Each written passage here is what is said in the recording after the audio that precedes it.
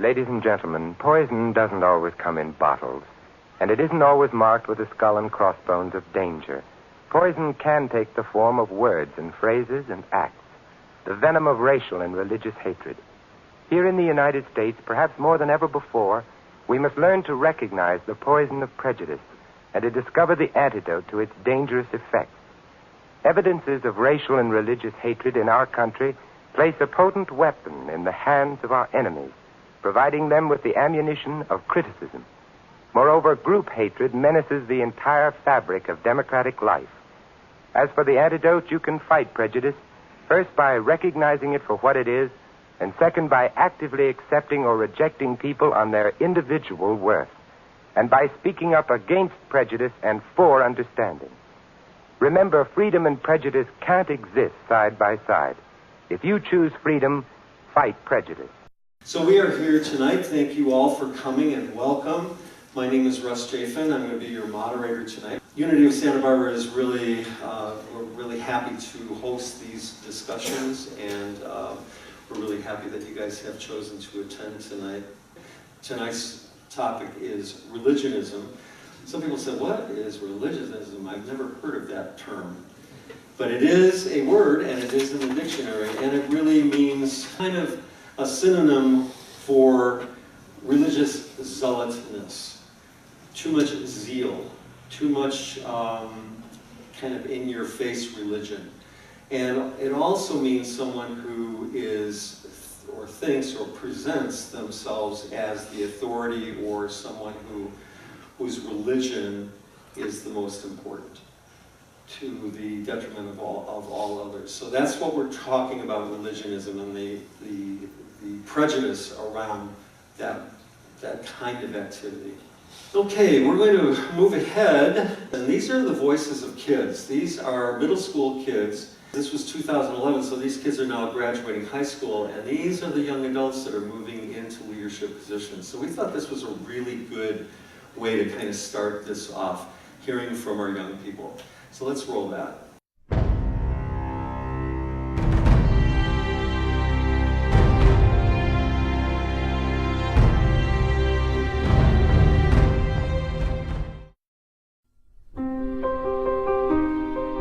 Religious prejudice is a persistent issue found throughout history, especially in America. Early American settlements set the foundation for the 13 original colonies. They were settled because of religious prejudice in England. America is often referred to as a melting pot, but when different cultures and religions come together, there is bound to be conflict and prejudice. Religious prejudice in America can be traced back to 1656, when Puritan settlers persecuted Anglicans. In the early 1700s, America was thought of as a go-to place for religious freedom. At this time, America was the safest place for persecuted minorities. The New World was not without its problems. Baptists were jailed for no reason, and anyone who spoke out against Protestants were punishable by law. In 1791, 2 years after the ratification of the Constitution, a change began to take place. This was the year the Bill of Rights was ratified. The First Amendment provides for the free exercise of religion and prohibits the federal government from making any law respecting an establishment of religion. In 1868, the 14th Amendment to the Constitution was ratified. This amendment prohibited states from infringing on the rights of citizens established in the Bill of Rights, including the freedom of religion. The early 18th century saw the rise of a new sect of Christianity, Mormonism, founded in 1830 by the self-proclaimed prophet Joseph Smith. From its conception, Mormonism was the subject of much hate and ridicule. Joseph Smith had decided that his city of Zion would be in Jackson County, Missouri. The sizable Mormon population effectively took over the county economically and politically. The citizens of Jackson County were upset about this takeover and proceeded to throw the Mormons out of their county. In 1838, war broke out between the Mormons and non-Mormon Missourians. This war reached its peak at Haun's Mill, where a militia attacked a group of Mormons. The militia fired on a group of men trapped inside a shop, and then brutally murdered a 10-year-old boy and a 78-year-old man who had given himself up to the militia. 18 Mormons were killed. In the end, the Mormons were expelled from Missouri and pushed further west, and they eventually landed in Utah, where they founded Salt Lake City. Those who cannot remember the past are condemned to repeat it, and that is exemplified by America's past. Religious discrimination and prejudice has been around since America's beginning. but it re-entered the spotlight following the events of September 11, 2001. On this day, a group of Islamic extremists hijacked 4 planes and flew 2 of them into the World Trade Center towers in New York City. One of the planes flew into the Pentagon in Arlington, Virginia, and the passengers reclaimed the 4th flight, crashing it into Shanksville, Pennsylvania. Following the attacks, President George W. Bush firmly stated that Islam is peace. These terrorists don't represent peace. They represent evil and war. When we think of Islam, we think of a faith that brings comfort to 1 billion people around the world. in an attempt to stop the wave of anti-Islamic sentiment that was sure to follow. Male followers of the Sikh faith, a religion founded in India, wear turbans and half-beards, both of which are stereotypically associated with Muslims. This has led to cases of mistaken identity. 4 days after the 9/11 attacks, Balbir Singh Sodhi, a Sikh American store clerk, was murdered at his job in Mesa, Arizona. The killer, James Roche, was targeting Muslim and Arab Americans and believed Sodhi to be a Muslim because of his beard and turban. In October of 2010, NPR political analyst Juan Williams was fired after making religiously prejudiced remarks on Fox News. But when I get on a plane, I gotta tell you, if I see people who are in Muslim garb, I get worried, I get nervous. Pastor Terry Jones of Florida exemplifies religious prejudice at its worst. In 2010, Jones announced that he was designating September 11th as International Burn a Quran Day. Jones did not end up burning the Quran in September, but in mid-March of 2011, Jones held a trial of the Quran, found it guilty of charges such as inciting violence and treason, and sentenced it to death, and he burned the Quran on a grill outside of his church. This burning sparked protests in Afghanistan, which left 14 UN and U.S. workers dead. We believe that Islam is of the devil, that it is causing billions of people to go to hell. You believe it is that. a deceptive religion. You believe it is that. a violent religion. You believe that. There are moderate Muslims, but there is no such thing as a moderate Islam. In the hallowed chambers of the United States Congress, where officials claim to uphold the values of the Founding Fathers, who faithfully believed in the freedom of religion, we still find disturbing incidents of religious prejudice. This is exemplified by the recent hearings on radicalization in the Muslim community, held by the House Homeland Security Committee, chaired by Representative Peter King, a Republican from New York. Many have decried these hearings as Islamophobic, as well as reminiscent of the McCarthy hearings, and have stated that they hold a whole community responsible for the acts of a few. The American government has gone at great lengths to preserve religious freedom. In 1963, the Abington, Pennsylvania school district required every student to recite at least 10 lines of the Bible in the Lord's Prayer each morning. The Schempp family, who were atheists, protested and took the school district to court. In 1963 as well, the Supreme Court heard the case Sherbert versus Werner, in which Adele Sherbert, a Seventh-day Adventist, was fired from her job because she refused to work on a Saturday. She was then refused unemployment benefits because the state of South Carolina did not recognize religious observance as a legitimate reason for being unemployed. The Supreme Court ruled that the state was in violation of the Free Exercise Clause. But it takes more than just the government protecting religious freedom to combat prejudice. It takes a huge effort on the part of everyday Americans. In 1913, the Anti-Defamation League was founded in New York City. The organization was founded to protect Jews from discrimination all over the world, but over the last 100 years, it has continuously advocated for all religions, as well as racial minorities. I think anti-Semitism has been a very strong force in America, and it helped the Jewish community develop defense agencies such as the ADL, which was set up to help defend the Jewish community from anti-Semitic attacks. The Anti-Defamation League brought together Jewish, Christian, and Muslim religious leaders and scholars and formed the Interfaith Coalition on Mosques, which is dedicated to fighting opposition to the construction of mosques and Islamic community centers. Both in the past and in the present, minorities and their religions have contributed to the success of American society. America is a country with a rich culture, supplemented by mixed racial, ethnic, and religious backgrounds. That we are not as divided as our politics suggest. That we are one people. We are one nation.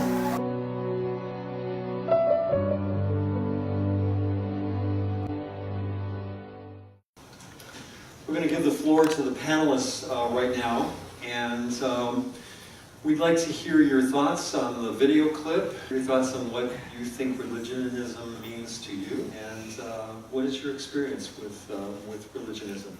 Again, I'm Kathleen M. I think the reason I am here is that it's vitally important that we engage, I think, locally in community education and in local activism, especially in light of the political climate. The way forward for us is to get to know each other locally and to take control of our own information. We can't rely on the media and what the government tells us. It's important to know. And the other thing I wanted to say in watching that video is that it's two thoughts occur to me. One is to paraphrase Santayana is, if those who refuse to learn from history, are we doomed to repeat it? There are so many episodes in our history, there's so many tragic flaws. And if we don't learn from the 1930s, if we don't learn from the 1870s, if we don't learn from periods of persecution that are part of our past, then we're doomed to repeat that. And the other thought I had is looking at the attention given to Islam in that video is a significant one. I just wanted to note that in this era, there's a lot of talk about Islamophobia, and I think it's best not to talk about Islamophobia, but talk about anti-Muslim racism instead, because like anti-Semitism, anti-Muslim racism is systemic. I think we need to be on guard about anti-Muslim racism and recognize that in American history there has been a pattern of associating race and religion as a way of vilifying both. Good evening. I'm the Imam, local leader of the Muslim community. I'm here tonight because I'm a Muslim, and Islam in particular is all over the news. It's the hot topic. It is what's going on everywhere in social media, on the news. And as a Muslim and as a local Muslim leader, I feel a tremendous burden and a responsibility and also frustration about what is happening, knowing that my religion is being vilified and is being associated with horrible people that are doing terrible things, and that percentage is not even 1%. But we are all, 99.99% of Muslims, being all thrown into one basket with everyone, that these are extremists, these are terrorists. So this is no resemblance to my religion. It's not the religion I follow, and it's not the religion 99.999% of Muslims follow and adhere to. But it's not fair to associate that with 1 billion people all around the world. Where we have problems are due, honestly, to US foreign policy in Iraq and many other places that was supposed to get rid of extremists, and today we have ISIS. Thank you for the policies of Washington for creating the worst cancer that the Muslim community has ever witnessed in 1400 years. Their target is other Muslims. They're killing other Muslims mainly. They haven't even started anywhere else. No way, me as a Muslim and as a leader, reading the Quran and the life of the Prophet Muhammad, who's described as mercy. In Islam, I don't think for me as a Muslim, when I think of religionism, it's not for me personally, if we were to look at that word, necessarily something bad. I look at it as the more you practice your religion, the more you are true to your faith, the more it's supposed to teach us peace, tolerance, compassion, appreciation for the creation of God. At the same time, respecting all other views and all other religions and all other opinions. This is what makes us who we are.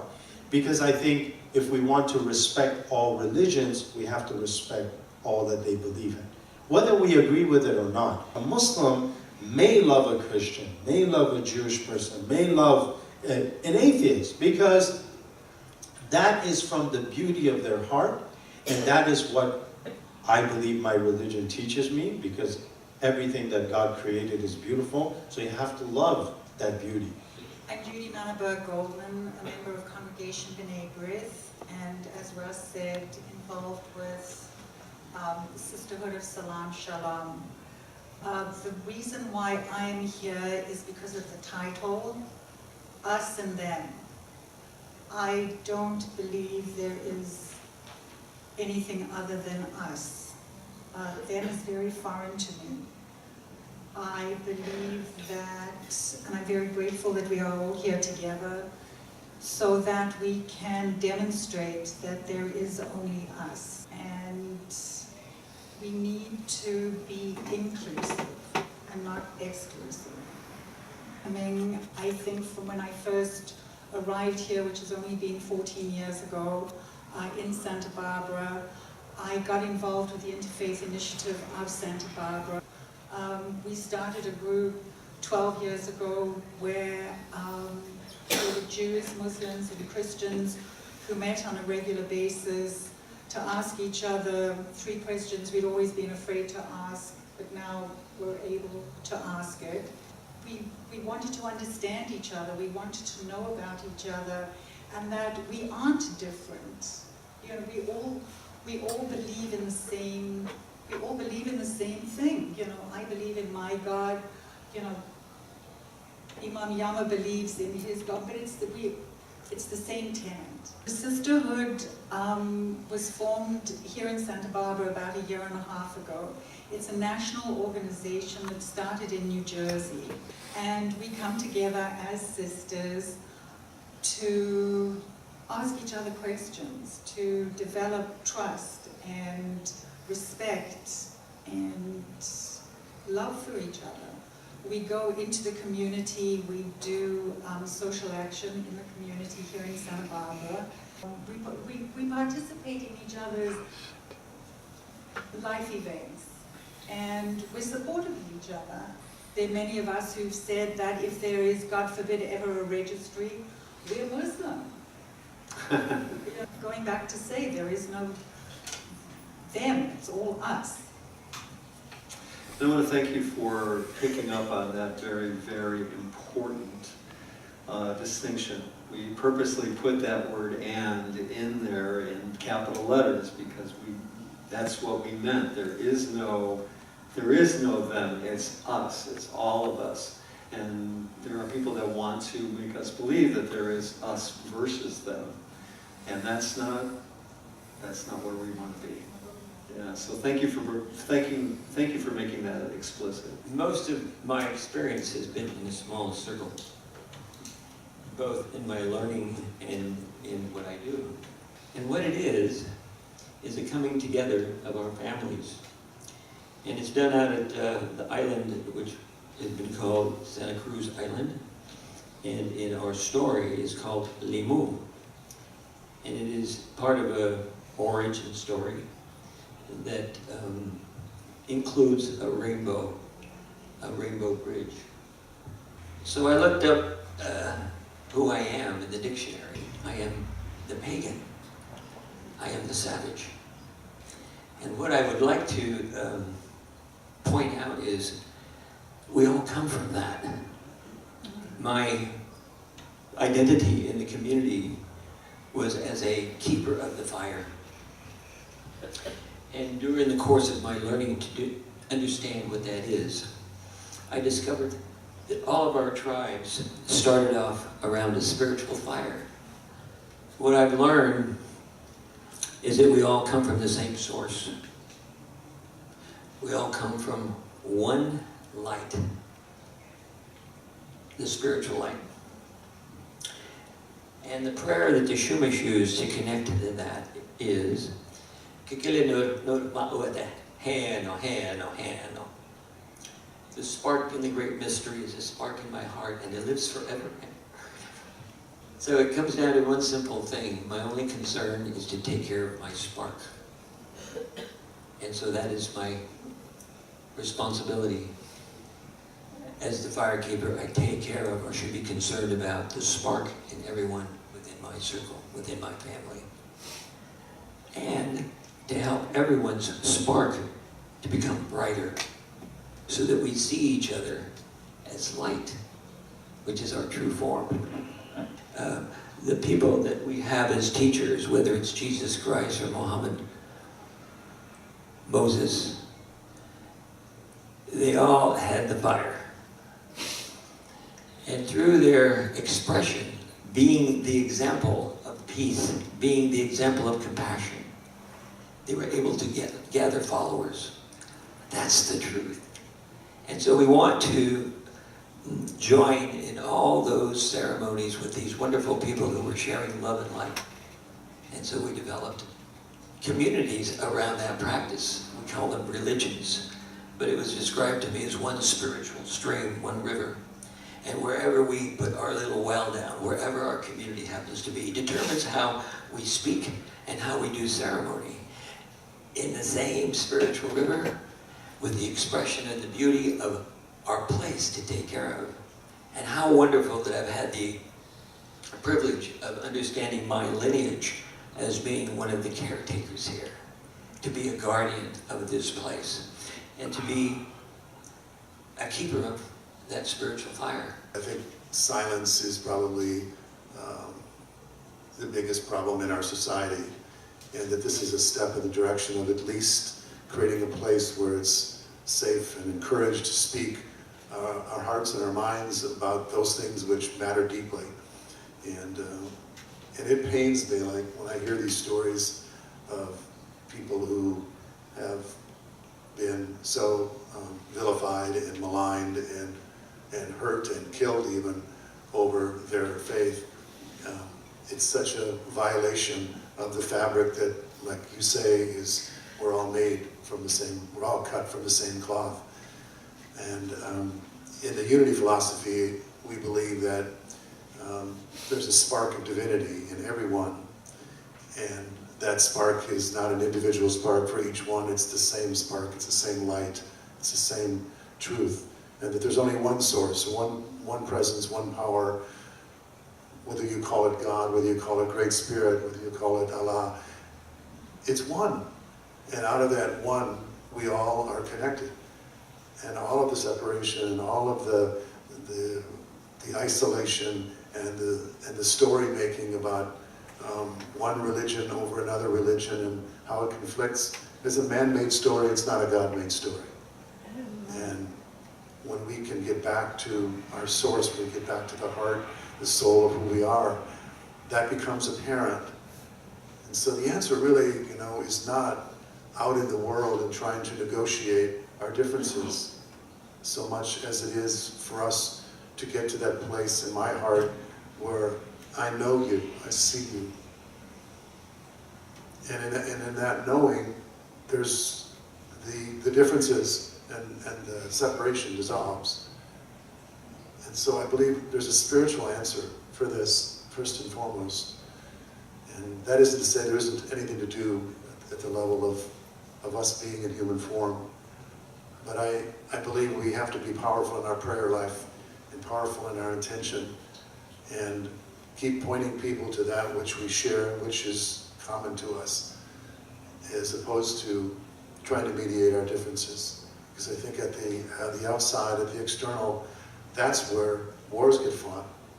Not in the heart of these religions, which are all about love and peace and connection and wholeness and respect and deep kinship. I think the founders of all the religions, if they were in this room right now, they would all just bow to each other with an appreciation and knowing that would go beyond words. And they would regret what's been done in the name of their religions and those extremes that have created separation. So unity is about one path, one God, many paths, respecting all of the paths, but really encouraging all people to follow the thread of their religion back to its source, to its heart, in which we can find unity within our own hearts, and then we can, once realized, express it in the world. I'm really inspired by those of you who have done the more difficult walk through the hatred that has come from this religionism in the world. It's your courage that inspires us to be a part of the voice as well. and to do what is ours to do. And I think everyone has to ask that question for themselves.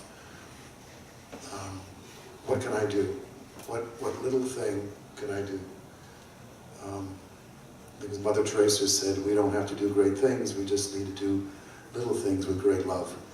And every day I get to wake up and I can become aware of where my heart is closed, to someone, to something. And where I have my own prejudices is still alive in me. That is where I can meet the challenge of my own healing and to contribute to who I've really come here to be and how I've gotten lost my way.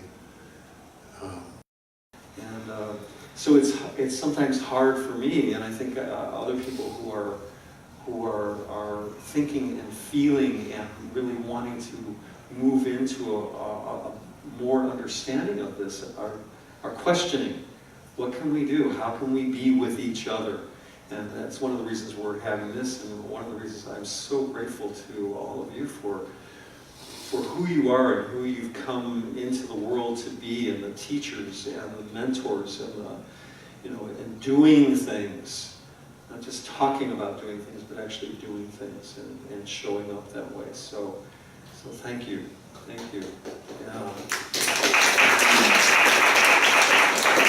It's too bad we don't have a Mormon representative here too. Thank you for saying that. We really thought a lot about how we were going to do this, because we can't have a panel of 50 people. We can't have everybody represented who would want to be at the table. So we kind of tried to do some big representatives. And I really appreciate you bringing that up and bringing that to our attention. So we're going to move on now, and we have another clip. This is called Raising a Brown Boy in Today's America. She is a Sikh activist, Valerie Kaur, yes. And she's quite wonderful, and her talk is really inspiring. So take a look at this. Vaheguru Ji Ka Khalsa, Vaheguru Ji Ki Fateh. On Christmas Eve, 103 years ago, my grandfather waited in a dark and dank cell. He sailed by steamship across the Pacific Ocean from India to America, leaving behind colonial rule. But when he landed on American shores, immigration officials saw his dark skin, his tall turban worn as part of his Sikh faith, and saw him not as a brother but as foreign, as suspect, threw him behind bars where he languished for months. Until a single man, a white man, a lawyer named Henry Marshall, filed a writ of habeas corpus that released him Christmas Eve, 1913.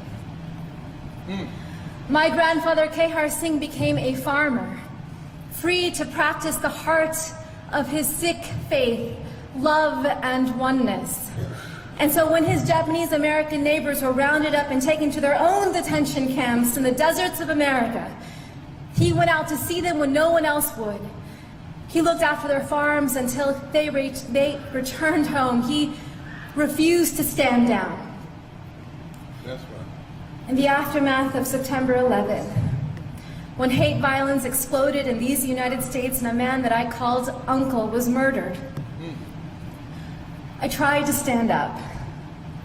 I became a lawyer like the man who freed my grandfather, and I joined a generation of activists fighting detentions and deportation, surveillance and special registration, hate crimes and racial profiling.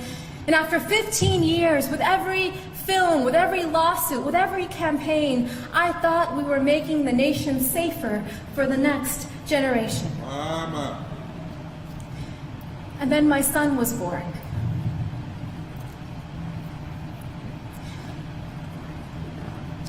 On Christmas Eve, I watched him ceremoniously put the milk and cookies by the fire for Santa Claus.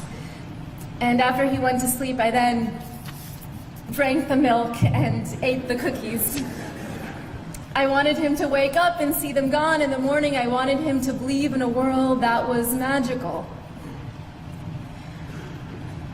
but I am leaving my son a world that is more dangerous than the one that I was given. Because we are raising a brown boy in America. A brown boy who may someday wear a turban as part of his faith.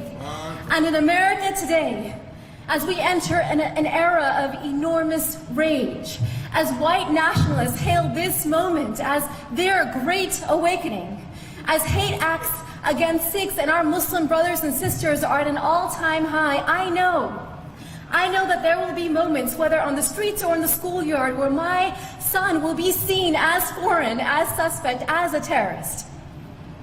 Just as black bodies are still seen as criminal.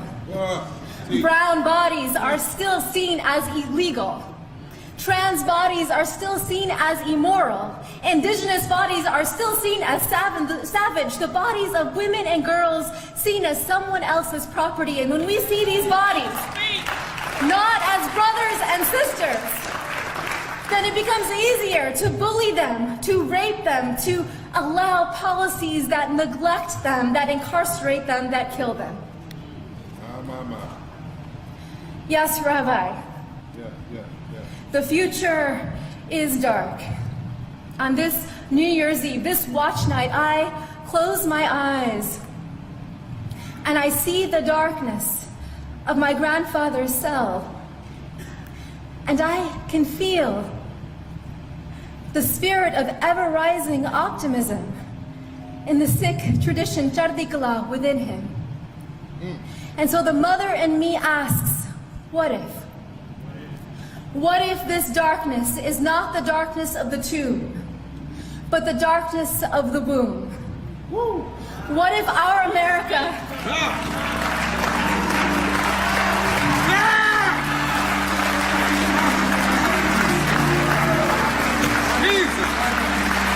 What if our America is not dead, but a country that is waiting to be born?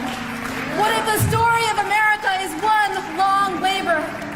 What if all of our grandfathers or grandmothers are standing behind us now, those who survived occupation and genocide, slavery and Jim Crow, detentions and political assault? What if they're whispering in our ear today, tonight, you are brave? What if this is our nation's great transition?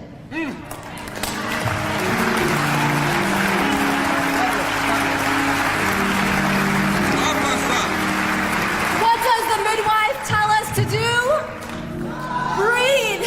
And then, because if we don't push, we will die. If we don't push, our nation will die. Tonight, we will breathe. Tomorrow, we will labor in love, through love, and your revolutionary love is the magic we will show our children. Vaiguruji ka khalsa, Vaiguruji ki fateh. We're going to open this up to discussion. What are your thoughts? What are your comments or your questions that you might be having right now? What are people thinking? What was all this about? What was happening in people's thoughts and in your hearts when you were watching that? My first thought was, it's time to stand up and share our stories. In sharing our stories, we share our wisdom, and we each have those stories. What it said was that we are the elders. We are the elders of the tribe, each and every one of us. We've been around. We have the wisdom, and we have the stories. And it's our responsibility to share those stories and mentor those who are coming up, the younger people of the tribe. So thank you for saying that. But I loved what she said about, what if the darkness is not the darkness of the tomb, but the darkness of the womb? That what if right now this were actually the great transition, even though it doesn't feel like it. So I have to believe at some level that the hatred that's out there, the separation that's out there, is up for healing. And how we can actually see that together we're much bigger than we know.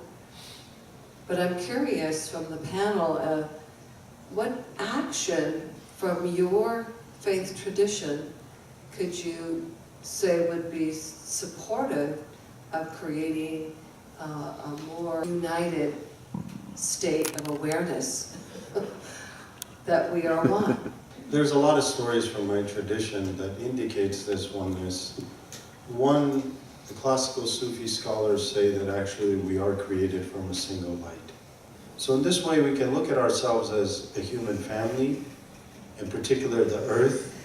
I think we need to educate, because I know within Muslims we don't have that level of education for Muslims to see it at this level, or the experience spiritually to arrive at this. Yes, the world is many places very dark right now, but there's also places of light. There's also places that have a beautiful story that is being told. We need to have experiences. You can do that through education. You can do that through programs like this. You can do that through eating together. You can do that through playing together. There's ways we need to bring more and more people diverse together to be with one another. What we can do is expand this, do more of this, support these kind of programs, and then share them with those that were not here, saying, hey, it was a pretty nice evening, you should have came. Like Yama said, there's these small pockets where there seems to be resistance to spiritual awakening and to moving beyond ignorance. And but there is also a large movement, I think, of people waking up, and those who are awakening can no longer hold this animosity in their heart. It kills the spirit. It's such a violation of the spirit of who we are. We know that the work has to be here, and when we can begin to share these teachings, who move beyond these ways of being with each other by healing ourselves. Healing ourselves. You know, we sing the peace song every Sunday, let there be peace on earth, and let it begin with me. So I had a dream.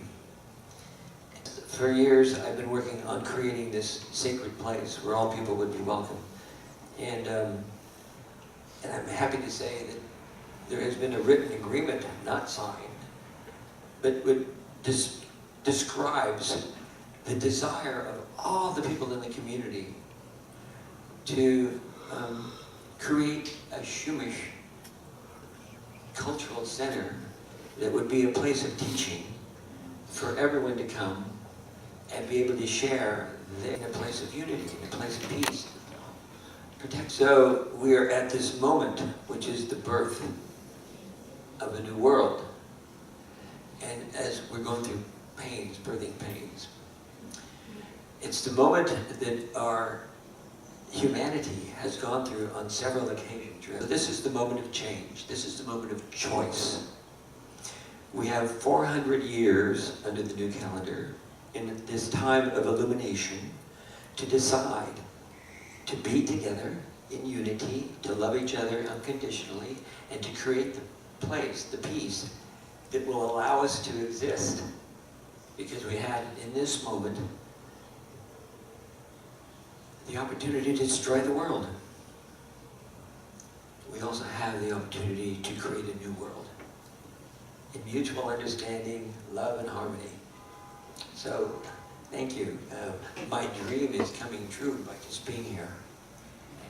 Yes, yes. And so the thing that I challenge myself and to challenge everybody here, because I think prejudice and judgment comes with individuals. It has to be something with each of us. I challenge each of us to go and meet somebody of a different faith, a different belief, a different religion, whatever you want to be, just different than we are, raised differently than we are, and then try to understand them. Thanks to the panel, it was very enlightening. I had a question from Art. So as we rebirth and out of the womb, I like that as well. Instead of the tube, it's the womb.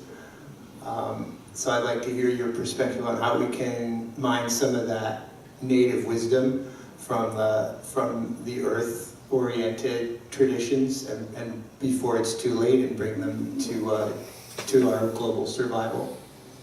Maybe there's others that have had a spiritual experience that allows us to literally be as large as the earth, to feel our mother's angst, to feel her love, to feel the light that comes from that.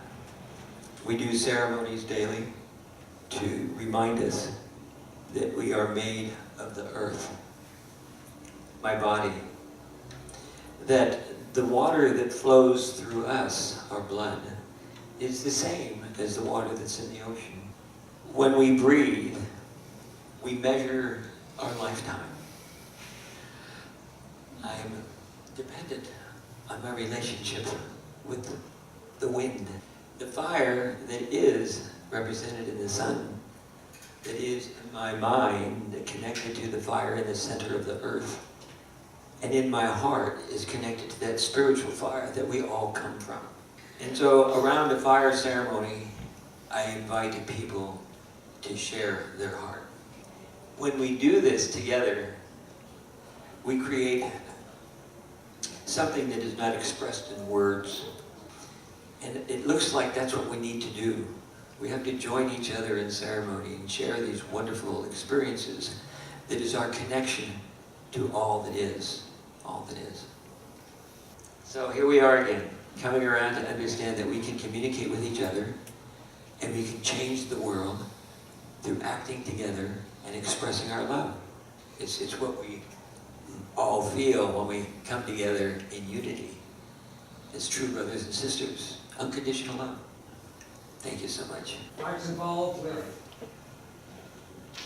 Barbara, Noah, and something called the Tribal Trust Foundation. I say that because I think what we are for, sharing of global wisdom and knowledge in support of Mother Earth and global healing, is really a very direct and pragmatic response to your question. The indigenous peoples around the world lived sustainably in their environment by taking what they needed, not what they could. They respected very consciously, in every way, every day, Mother Earth. In terms of global healing, they had a recognition and acted on that recognition that community is the core of well-being. And that starts locally and also applies globally. And there's a very spiritual aspect of what our quest is all about.